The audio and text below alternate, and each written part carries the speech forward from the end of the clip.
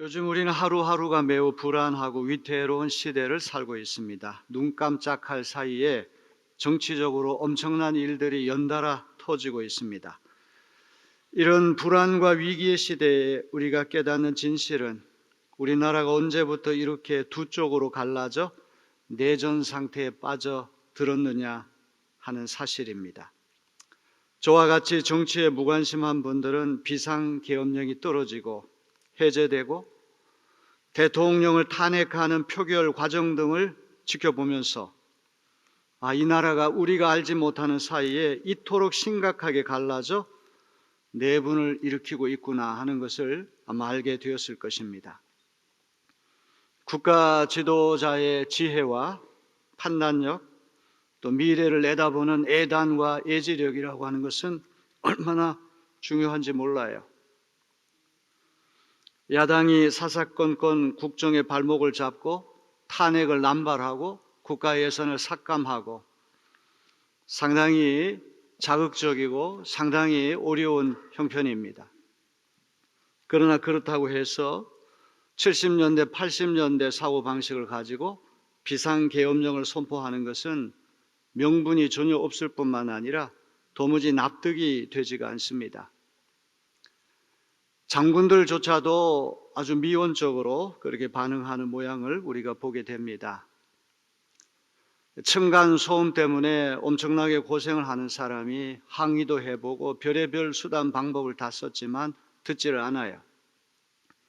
그렇다고 해서 아파트 전체를 불살라 버리면 그 얼마나 잘못된 일입니까?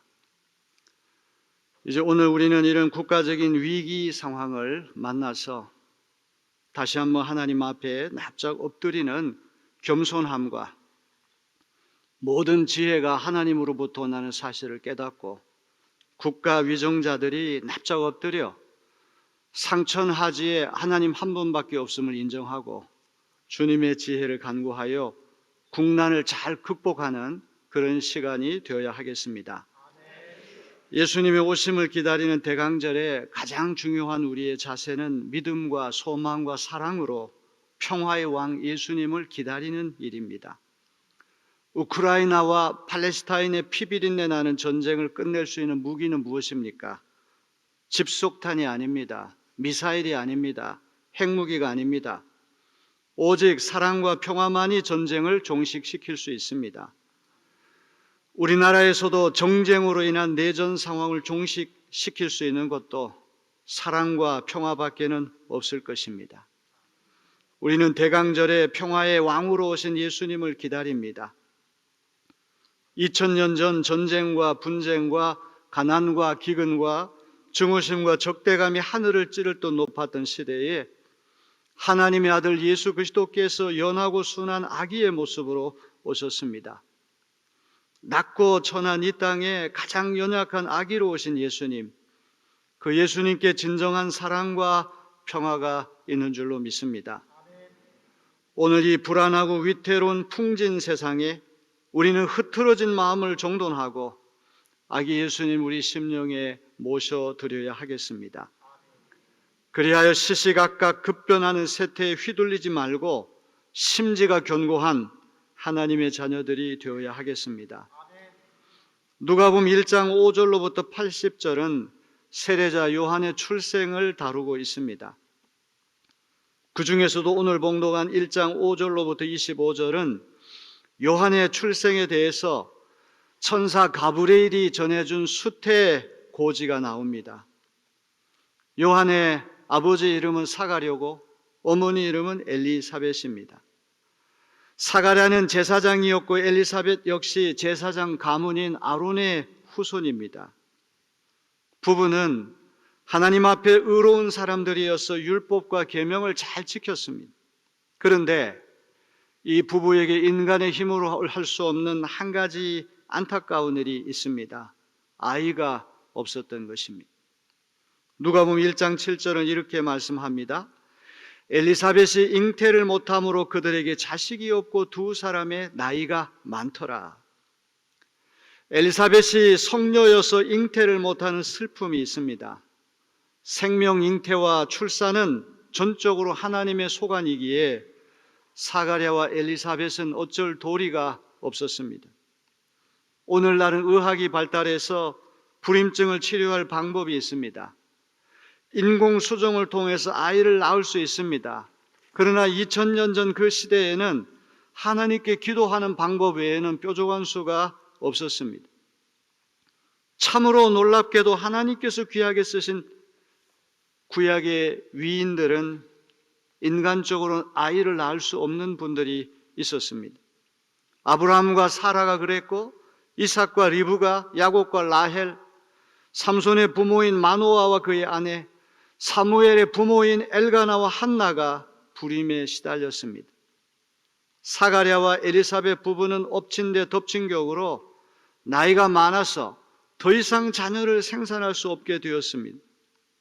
그러나 아이를 낳을 수 없는 부부에게 하나님께서 간섭하실 때 아이가 태어나는 역사가 일어나는 줄로 믿습니다.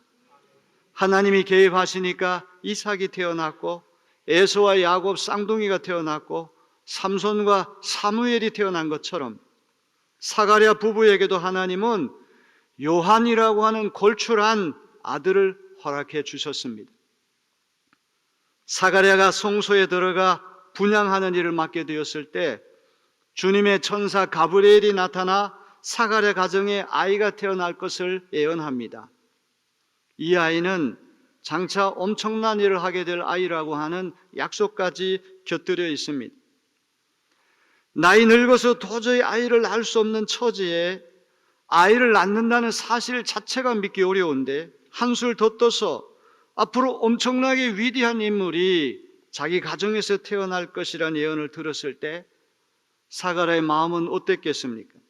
당연히 충격을 받습니다. 도무지 믿을 수가 없습니다. 그래서 사가랴는 부정적인 반응을 보입니다. 2장 18절에 보니까 사가랴가 천사에게 이르되 내가 이것을 어떻게 알리요? 내가 늙고 아내도 나이가 많으니이다. 사가랴나 엘리사벳이나 늙어서 아이를 생산할 형편이 못 되는데 어떻게 이런 일이 일어날 수 있느냐고 반문합니다. 그러나 천사는 계속해서 사가랴에게 믿음을 주문합니다. 그러나 믿지 못하는 사가랴에게 신비한 일이 일어났습니다. 사가랴의 말문이 닫혀서 벙어리가 되고 말았습니다. 그렇게 말을 잘하던 사람이 갑자기 말을 못하게 된 것은 기이한 일입니다. 말문이 닫혀서 말을 못하게 된 것은 하나님이 하시는 일인데 두 가지 의미가 있을 것입니다.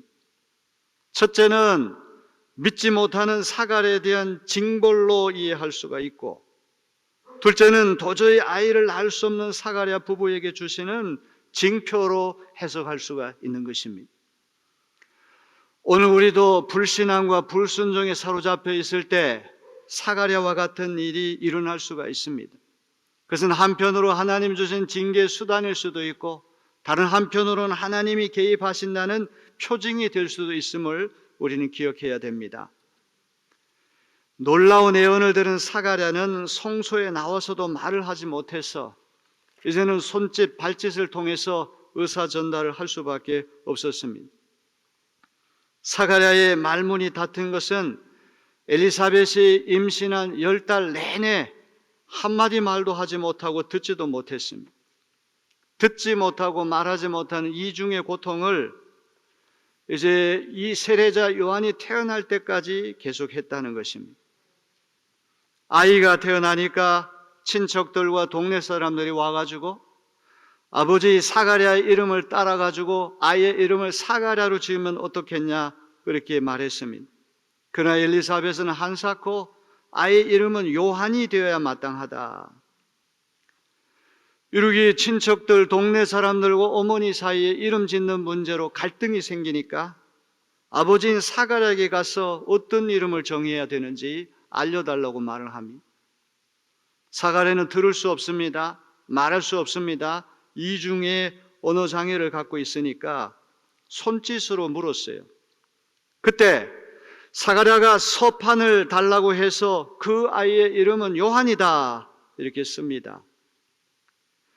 엘리사벳이 제안한 요한이라는 이름을 사가랴는 귀가 멀어서 못 알아들었을 텐데 아내와 똑같이 요한이라고 한 이름으로 장명을 합니다.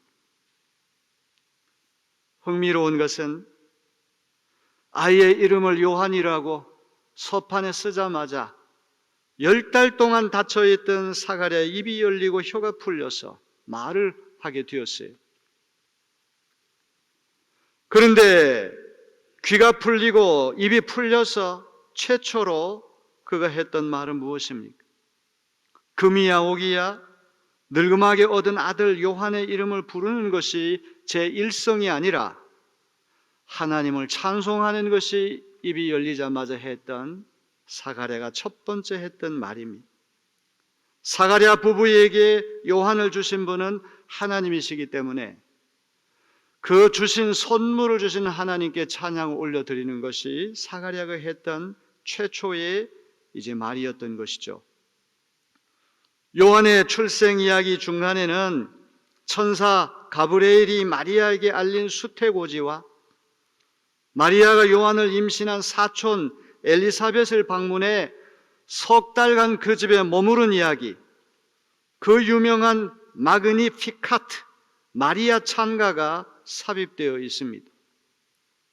누가복음 기자의 의도는 최대한 아기 예수님의 탄생을 부각시키는 데 있기에 요한의 출생 이야기는 예수님 탄생의 서막이자 준비 역할을 합니다. 본론은 예수 탄생인데 요한의 출생이 서론구실을 하고 있는 것입니다. 누가 보더라도 누가복음의 주관심은 예수님의 성탄에 있지만 1장 30절에 이르기까지 예수라고 한 이름은 전혀 등장하지 않습니다. 요한의 신비한 출생 이야기부터 먼저 소개함으로써 참으로 놀랍고 신비한 예수님 탄생 이야기를 믿고 받아들일 수 있는 사전 정지 작업을 하고 있는 것입니다. 사가랴와 엘리사벳은 도저히 아들을 낳을 수 없는 환경에서 전적인 하나님의 은혜로 요한이라는 아들을 선물로 얻게 되었습니다. 그러나 천사가 전해준 수태고지를 믿지 못해 장장 10달 동안 듣지도 못하고 말하지도 못하는 이중의 고통을 겪어야만 했습니다. 그런 인고의 세월 한가운데 사가랴와 엘리사벳은 믿을 수 없는 중에 믿었고 바랄 수 없는 중에 바랐고 기다릴 수 없는 중에 기다렸다고 하는 것이 그 부부의 특별한 점인 것입니다. 세대자 요한이 예수님의 길을 준비하는 선구자 역할을 했던 것처럼 메시아 탄생을 기다린 일에도 요한의 부모 사가랴와 엘리사벳이 요셉과 마리아의 기다림에 선구자 역할을 하고 있습니다. 그러기에 하나님께서 천사를 통해 주신 약속을 도저히 믿을 수 없는 중에 믿고 바랄 수 없는 중에 바라고 기다릴 수 없는 중에 기다린 기다림의 선구자의 모범이 사가랴와 엘리사벳이라고 하는 사실을 잊지 말아야 할 것입니다. 하나님께서 사가랴 부부에게 요한이라는 아들을 주신 이야기를 믿을 수 있다면 동정녀 마리아를 통해서 태어나실 예수님의 탄생 이야기도 믿을 수 있을 것입니다.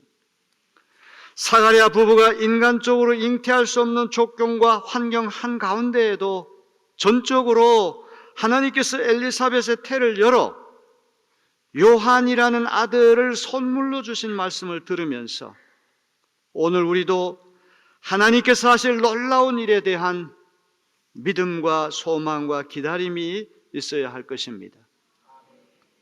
어떤 일은 우리의 이성으로 죽었다 다시 깨어난다고 해도 일어나지 않을 것 같은 불가능한 일이 있습니다. 그러나 대저 하나님께는 모든 것이 가능한 줄로 믿습니다. 어떤 병이라도 나을 수 있습니다. 하나님이 계획하시면 어떤 불치병도 나을 수 있습니다. 오늘 우리에게 그런 믿음이 있어야 되겠습니다. 굳센 믿음으로 소망 중에 기다린다면 하나님께서 반드시 우리가 믿고 바라고 기다린 것을 이루어 주실 줄로 믿습니다. 요즘 우리나라의 종국은 한치 앞을 내다볼 수 없을 정도로 불안하고 위태롭습니다. 롤러코스터를 타고 하늘과 땅을 오르내리듯이 변화무쌍합니다. 이러한 시대에 우리에게 가장 필요한 덕목은 하나님께서 역사에 곧비를 주고 계신다는 믿음과 하나님께서 결국 모든 것이 합력하여 선을 이룰 것이라는 소망인 줄로 믿습니다. 지금은 혼탁하고 불안정하고 위태로우나 결국은 모든 것이 잘 될 것이라는 믿음과 소망을 품고 침착하게 인내하며 기다릴 줄 아는 우리가 되어야 할 것입니다. 이렇게 불안정하고 위태로운 시기에 또 한 가지 필요한 미덕이 있다면 이웃을 생각해 보는 것입니다. 이웃을 배려하고 존중하는 이타 정신이 대강절에 특별히 필요하다고 믿습니다. 어떤 일간지 신문을 읽는 가운데 마음에 와닿는 기사가 하나 있었습니다. 어떤 사람이 한글 남이라고 하는 글자를 파자하면서 깨달은 이야기입니다. 남이라고 하는 글자는 아래 미음이 있고 위에 나가 올라가 있는 모양입니다. 그 사람은 남이라는 글자를 보면서 내가 남을 위해 살면 네모 상자 위에 올라가 있듯이 우뚝 솟게 되고 결국 내려가는 것이 아니라 올라간다고 하는 사실을 발견했다고 합니다. 독일 신학자 디트리 본헤퍼는 크리스찬은 다자인 피어 안데레, 타자를 위한 존재, being for others. 진정한 크리스찬은 어떻게 하면 자기 중심에서 벗어나 이웃 중심, 하나님 중심으로 계속해서 우리의 자아를 개방하고 확대해 나갈 수 있느냐? 언제나 이기적인 것이 판단의 기준이 되었는데 이제 다시 한번 입장을 바꾸어서 이웃을 한번 생각해보고 이웃을 존중하고 배려해서 이웃 중심 우리 삶이 발전해 나간다면 그것이 성숙한 그리스도인의 모습이 될 것입니다. 먼저 남을 배려하고 존중해서 도와줄 때 하늘의 해와 밤하늘의 별처럼 찬란한 빛을 발하게 될 줄로 믿습니다. 저는 러시아에서 내려오는 민화 한 편을 들려드리면서 설교를 마치려고 합니다. 러시아의 한 지방에 심한 가뭄이 들었습니다. 물이 없어서 농사도 짓지 못하고 빨래도 할 수 없게 되었습니다. 마실 물조차 없어서 가축부터 하나둘 서서히 죽어가고 있었습니다. 어느 집에 가난한 어머니와 딸 둘이 살고 있었는데 깊은 병에 걸린 어머니는 죽기 전에 시원한 물 한 잔 마시고 죽는 것이 소원이었습니다. 효성이 지극한 딸은 어머니의 소원을 들어주고자 물을 찾아 들판을 헤매다가 피곤해서 그만 풀밭에 누워 잠이 들고 말았습니다. 잠에서 깨어보니 나무 바가지에 물이 가득 차 있었습니다. 한 방울이라도 쏟아질까 봐 조심조심 물그릇을 들고 집으로 오다가 물을 마시지 못해 죽어가는 강아지가 너무 불쌍해서 강아지 한 마리에게 물을 마시려고 하는 찰나에 갑자기 나무 바가지가 은그릇으로 변했습니다. 소녀는 은그릇에 담긴 물을 조심스럽게 들고 어머니에게 드렸더니 어머니는 물을 마시지 않고 딸에게 줍니다. 어차피 나는 죽을 몸인데 너나 물을 마시고 행복하게 잘 살아라. 어머니가 물을 마시지 않고 딸에게 그릇을 주는 순간 이번에는 은그릇이 금그릇으로 변했습니다. 어머니 말에 순종해서 딸이 물을 마시려고 하는 순간 바깥에서 문 두드리는 소리가 납니다. 나그네 한 사람이 오랫동안 물을 마시지 못해 사경을 헤매다가 물로 들어온 것입니다. 불쌍한 마음이 든 소녀는 자기가 마시려던 물을 나그네에게 주려고 하는데 그 순간 금바가지 안에 있던 7개의 다이아몬드가 반짝반짝 빛이 나고 있는 것입니다. 신기하게도 물이 줄어들지 않고 계속해서 흘러나오는 것입니다. 결국 어머니와 이웃 사람 모두에게 물을 나누어 주게 되었습니다. 그랬더니 하늘이 열려서 단비가 내리기 시작했습니다. 금바가지 속에 반짝반짝 빛나고 있던 7개의 다이아몬드가 하늘로 올라가 북두칠성이 되었다고 하는 전설입니다. 대강절은 믿음과 소망과 사랑 중에 참고 기다리는 계절입니다. 오늘 우리가 여러모로 힘들게 하루하루를 살아가는 이웃에게 눈을 돌려 작은 자비 하나를 실천할 때 하나님께서 우리에게 흔들림이 없는 평강과 기쁨을 선물로 주실 줄로 믿습니다.